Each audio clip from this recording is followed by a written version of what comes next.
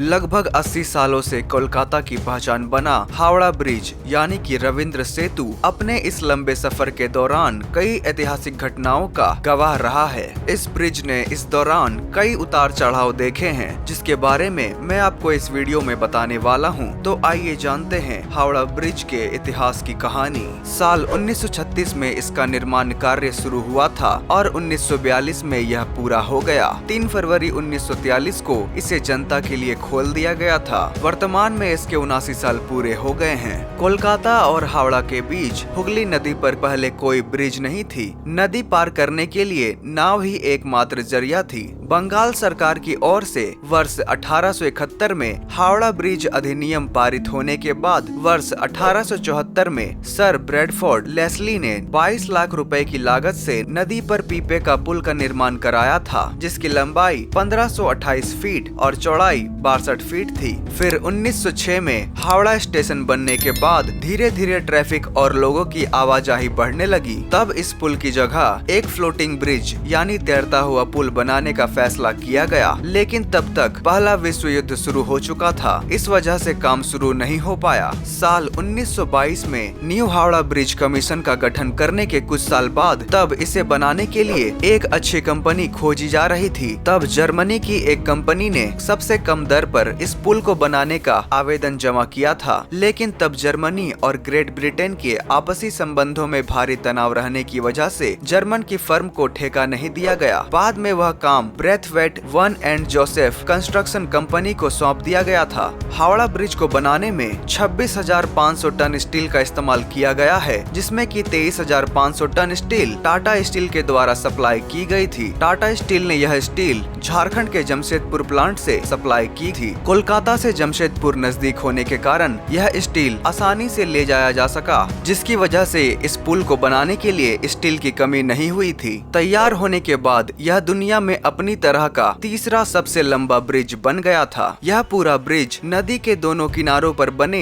280 feet ऊंचे 2 पायों पर टिका हुआ है। इन दोनों पायों के बीच की दूरी 1500 फीट है और इसके बीच एक भी पाया नहीं दिया गया है। इस ब्रिज की एक और खासियत यह है कि इसके निर्माण में स्टील की प्लेटों को जोड़ने के लिए नट बोल्ट की बजाय धातु की बनी किलो यानी कि रिवेट्स का इस्तेमाल किया गया है। द्वितीय विश्व युद्ध के दौरान जापानी सेना ने इस ब्रिज को नष्ट करने के लिए भारी बमबारी की थी, लेकिन संयोग से ब्रिज को कोई नुकसान नहीं पहुंचा। अब इससे रोजाना लगभग 1.25 लाख वाहन और 5 लाख से ज्यादा पैदल यात्री गुजरते हैं। इस ब्रिज के बनने के बाद इस पर पहली बार एक ट्रम गुजरी थी, लेकिन वर्ष 1993 में ट्रैफिक काफी बढ़ जाने के बाद ब्रिज पर ट्रमों की आवाजाही बंद कर दी गई थी। यह ब्रिज बीते खासकर 1.5 दशकों के दौरान कई हादसों और तकनीकी समस्याओं का भी शिकार रहा है। साल 2005 में MV मनी नामक एक मालवाहक जहाज इसके ढांचे में फंस गया था। इससे ढांचे को काफी नुकसान पहुंचा था। उस नुकसान की मरम्मत के लिए कोलकाता पोर्ट ट्रस्ट ने इस ब्रिज के निर्माण के दौरान सलाहकार रहे इंग्लैंड के रेंडलर पाल्मर एंड ट्रिटान लिमिटेड से भी सहायता ली थी। पोर्ट ट्रस्ट को वर्ष 2011 के दौरान एक अजीब समस्या से भी जूझना पड़ा था। तब एक अध्ययन से यह बात सामने आई थी कि तंबाकू थूकने की वजह से ब्रिज के पायों की मोटाई कम हो रही है। तब स्टील के पायों के नीचे फाइबर ग्लास से ढकने में लगभग 20 लाख रुपए का खर्च आया था। कई लोगों का मानना है कि हावड़ा ब्रिज की एक चाबी भी थी और वह चाबी अंग्रेजों के द्वारा भारत को नहीं सौंपी गई है और यह ब्रिज बीच से खुलता था, जिसके नीचे से मालवाहक जहाज आते जाते थे।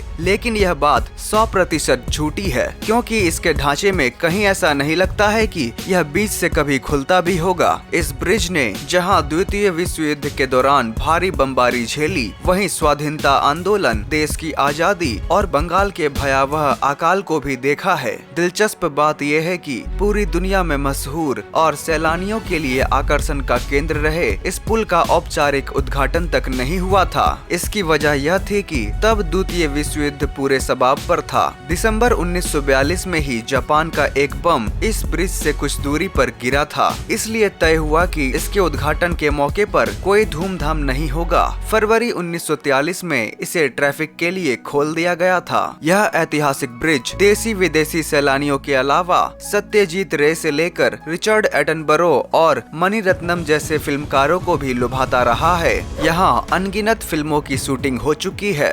वर्ष 1965 में कवि गुरु रविंद्रनाथ टैगोर के नाम से इसका नाम रविंद्र सेतु रखा गया था। 2018 में इस ब्रिज की 75 साल पूरे होने पर इसकी मरम्मत और रखरखाव करने वाले कंपनी कोलकाता पोर्ट ट्रस्ट ने कई योजनाएं तैयार की थी। इसके तहत रोजाना इस ब्रिज पर पैदल चलने वाले लाखों यात्रियों के लिए शेड बनाने का भी कार्य शामिल था। ऐतिहासिक और खास मौकों पर ब्रिज को LED लाइट की मदद से सजाए जाने की योजना भी प्रस्तावित की गई थी। उसके बाद हाल ही में देखा गया कि 15 अगस्त और 26 जनवरी के मौके पर भी इसे तिरंगे के रंग में सजाया जाने लगा है और भी कई मौकों पर इसमें लगे लाइट्स का इस्तेमाल किया जा रहा है। तो यह था हावड़ा ब्रिज का पूरा इतिहास और पूरी जानकारी। आशा है आपको यह जानकारी पसंद आई होगी। अगर आपको हमारी जानकारी पसंद आई है तो इस वीडियो को लाइक करें और आगे शेयर जरूर करें। अगर आप हमारे चैनल में नए हैं तो इस चैनल को सब्सक्राइब भी जरूर कर लें, जिससे हमारी आने वाली वीडियोस आप तक पहुंच सके। अगर आपका कोई सुझाव है तो नीचे कमेंट कर जरूर बताएं। तो मिलते हैं अगले वीडियो में। इस वीडियो को पूरा देखने के लिए आपका बहुत बहुत धन्यवाद।